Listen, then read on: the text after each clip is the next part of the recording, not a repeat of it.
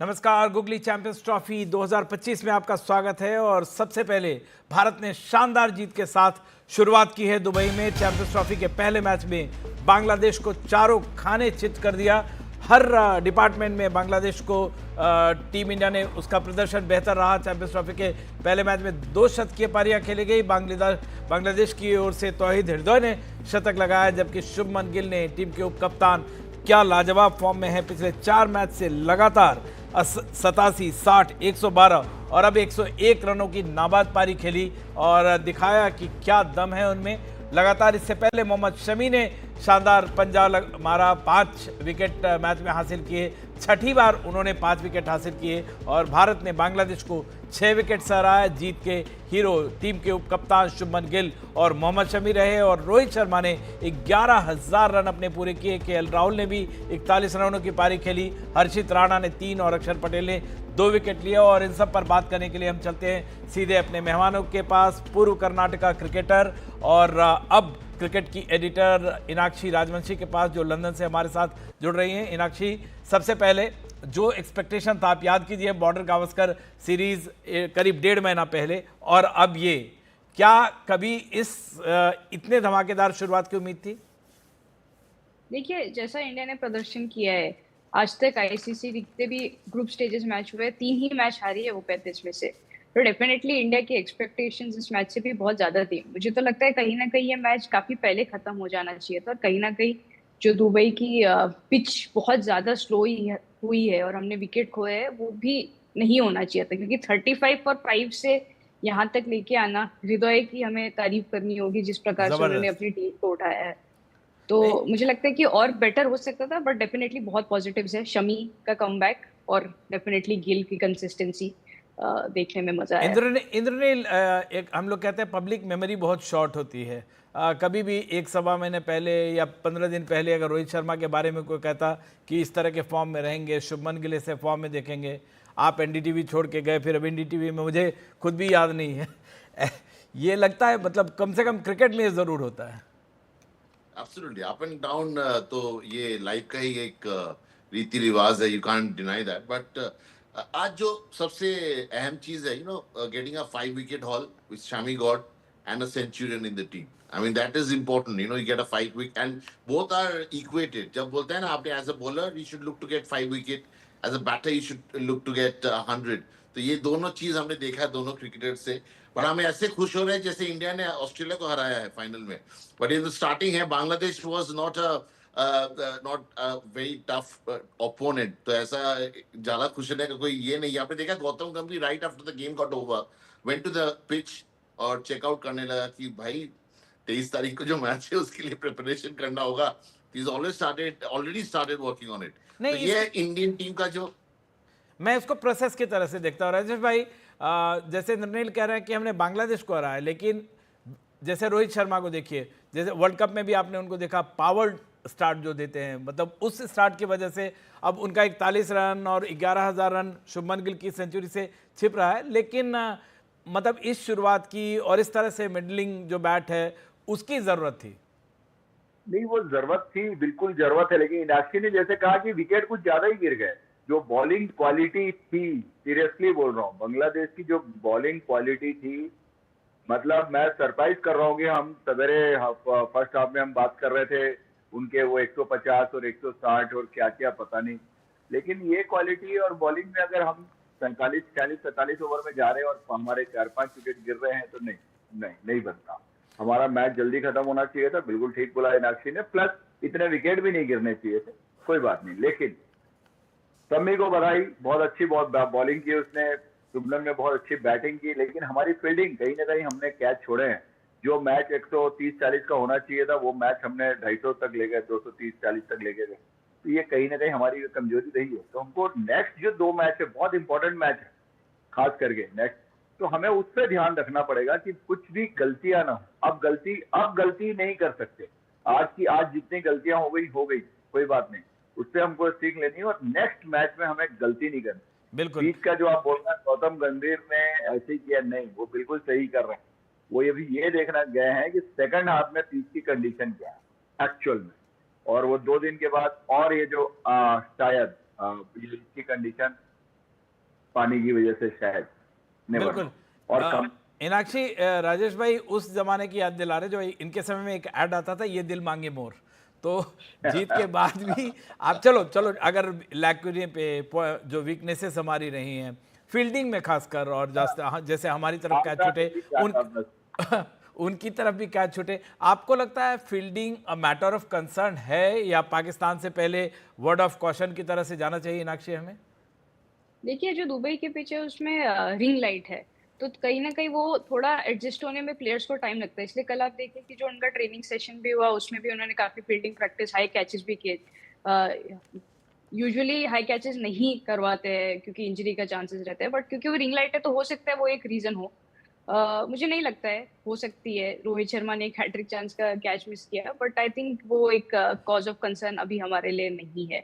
बहुत एक्सपीरियंस्ड है सारे प्लेयर्स की फील्डिंग की, हमें सोचना पड़े। मुझे लगता है सबसे अच्छी बात जो हमारे लिए आज हुई है वो है शमी, और शमी का अगर आप रिस्ट देखिए किसी भी फास्ट बॉलर के लिए, उसका रिस्ट सबसे इंपॉर्टेंट चीज है। और जिस लय में उनका रिस्ट चल रहा था, जो अपराइट गिर रहा था, तो बहुत अच्छे लय में नजर आ रहे हैं। यूजुअली इतना कम गेम टाइम के बाद, प्रैक्टिस आप कितनी कीजिए, ट्रेनिंग आप कितनी कीजिए, बट 14 महीने बाद वो एक टाइम पे चल भी नहीं पा रहे थे, उनको ही had to relearn how to walk. वहां से 5 विकेट हॉल में आना, आई थिंक एटलीस्ट ये हो गया है कि ठीक है, बुमराह नहीं है तो हमारे पास एक Shami as a lead bowler है टीम में। तो आपको इंद्रनील, अगर बुमराह की इन्होंने बात उठाई है, शमी ने जिस तरह से बॉलिंग की है और लास्ट वर्ल्ड कप उनकी याद आती है हमेशा, उनको लेट चांस भी मिला था वहाँ पे, आपको लगता है ये बॉलिंग यूनिट, खासकर मेरे लिए अगर मैं सोचता हूँ तो मुझे लगता है कि अर्शदीप को बाहर बिठाना शायद उतना सही नहीं था, लेकिन आपको लगता है कि बुमराह की कमी नहीं खल रही है, या पाकिस्तान में हम विनिंग कॉम्बिनेशन को छेड़ने नहीं वाले हैं?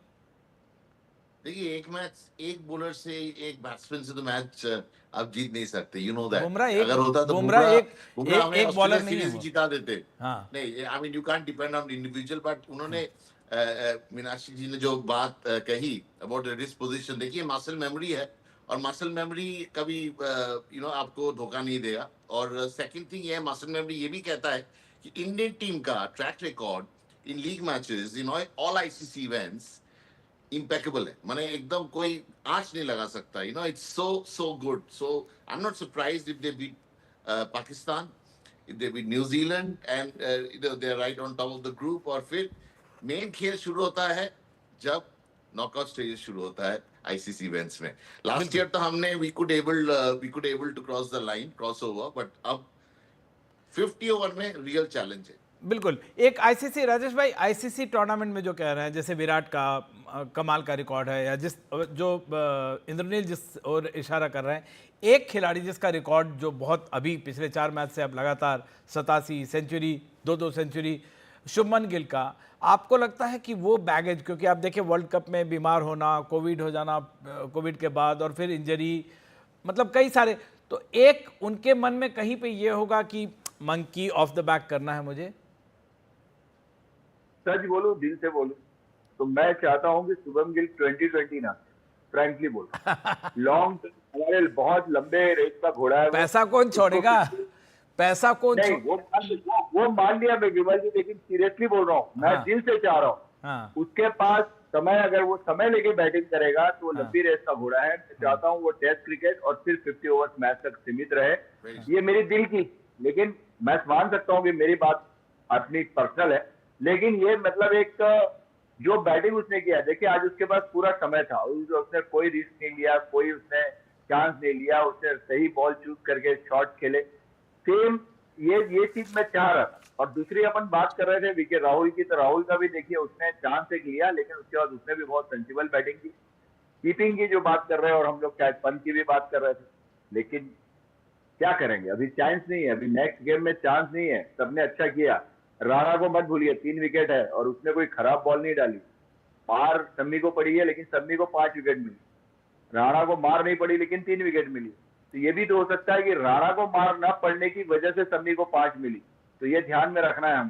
तो राणा ने खराब नहीं, वो तो राजेश भाई चांस नहीं बनता है, बिल्कुल नहीं बनता।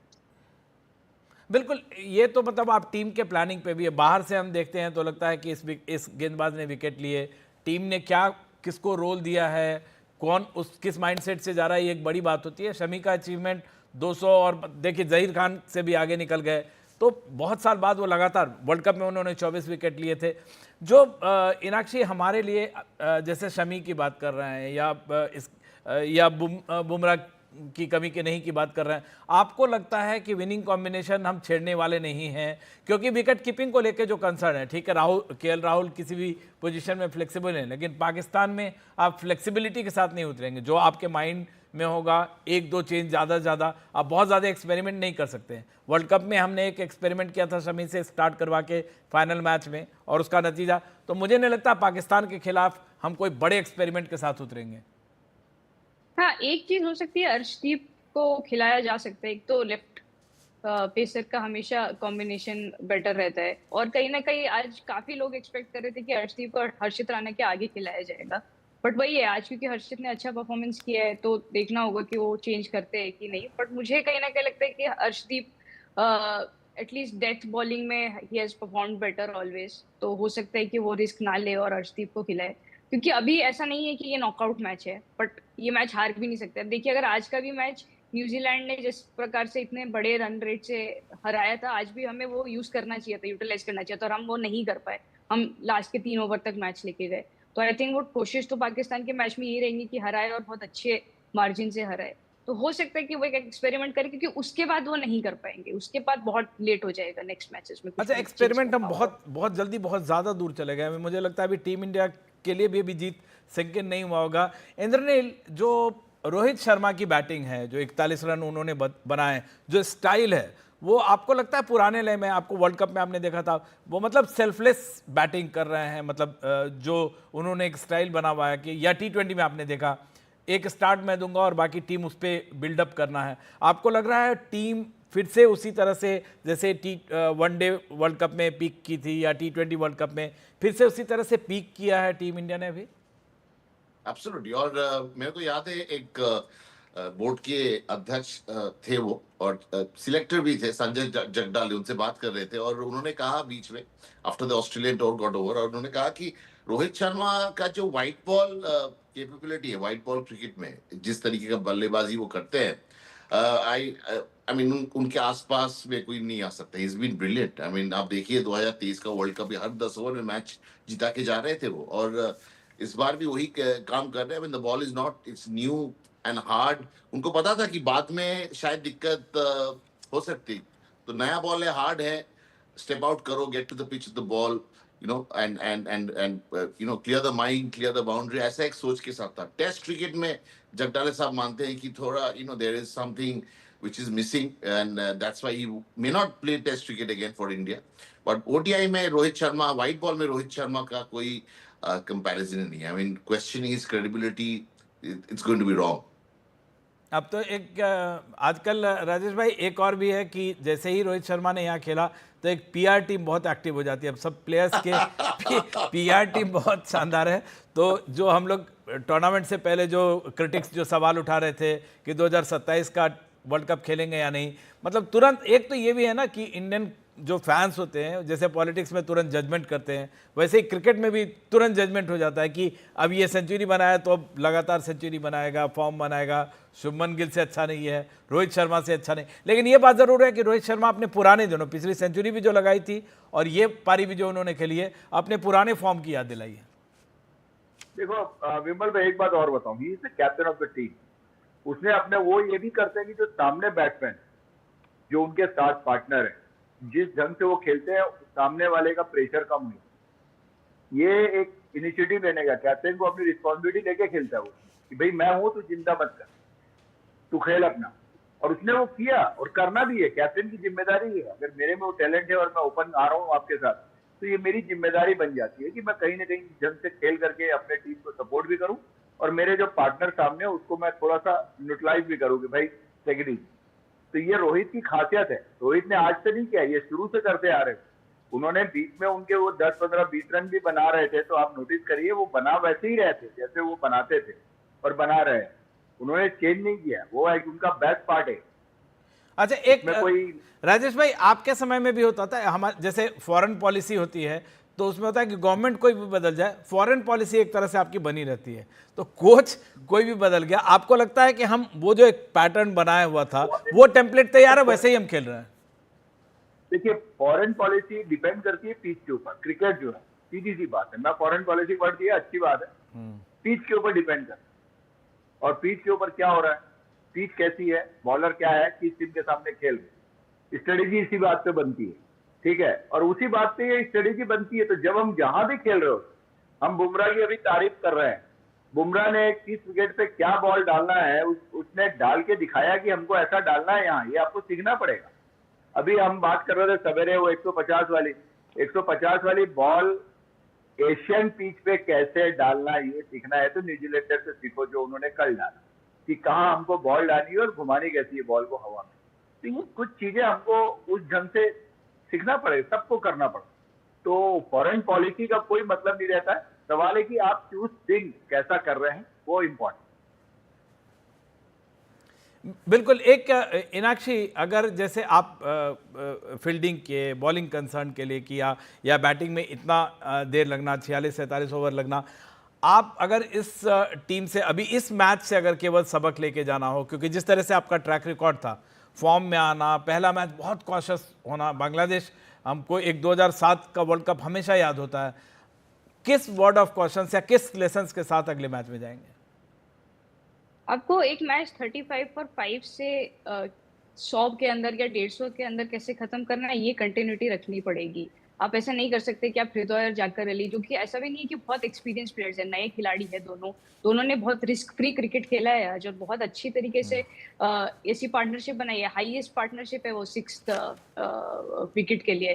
तो बहुत सारे ऐसे रिकॉर्ड टूटे आज, और हम बांग्लादेश भी आज काफी खुश होगी उस प्रकार से कि उन्होंने इस मैच को यहाँ तक लेके गए हैं। तो इंडिया को कहीं ना कहीं वो मिडिल ओवर्स में कैसे रन्स निकालने हैं, कैसे विकेट्स निकालने हैं। शमी एक ऐसे प्लेयर है जो मिडिल ओवर्स में विकेट्स निकालते हैं, कुलदीप एक ऐसे है, बट कहीं ना कहीं वो आज वर्क नहीं किया और वो पार्टनरशिप हम नहीं तोड़ पाए। तो I think definitely middle overs में कैसे ये चीज करनी होगी आगे, वो देखना होगा, क्योंकि हर मैच में आपको फर्स्ट 10 ओवर्स में आप नहीं जीत जाएंगे। आप देखिए, अगर दोनों इनिंग्स में बैटिंग हो या बॉलिंग, फर्स्ट 10 ओवर्स में इंडिया ने अच्छा किया है, चाहे वो पावर प्ले हो जहाँ पे उन्होंने 5 विकेट चटकाए, या जिस प्रकार से रोहित और गिल ने स्टार्ट दिया। बट हर बार जरूरी नहीं है आपको वो स्टार्ट मिले, चाहे वो बैटिंग हो बॉलिंग हो। तो आपको उसके बाद क्या करना है, पावर प्ले के बाद क्या करना है, ये सबसे ज्यादा क्वेश्चन रखना होगा। बिल्कुल। इंद्रनील, एक जो क्रिकेट के बारे में कहते हैं, आप जब हम स्टेडियम जाते हैं, कोई बाहर भी हो या कहीं भी, कोई भी, हर आदमी के पास एक परसेप्शन होता है। हमारे डायरेक्टर ने एक बड़ा पर्टिनेंट सवाल पूछा है कि आज पाकिस्तान की टीम वहाँ पहुँची है और हम वहाँ अब होस्ट टीम हो गए हैं। आपको लगता है कि हमको टीम इंडिया को दुबई में होस्ट टीम का एडवांटेज होगा क्योंकि पाकिस्तान की टीम दुबई में आके खेलेगी?